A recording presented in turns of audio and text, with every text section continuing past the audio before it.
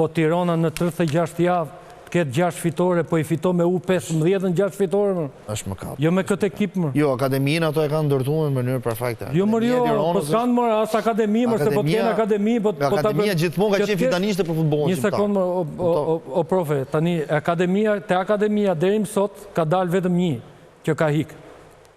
Këto tjerët nuk është asnjë pjesë, është vetëm Muçi. Në 15 vjet që mbaj mend unë.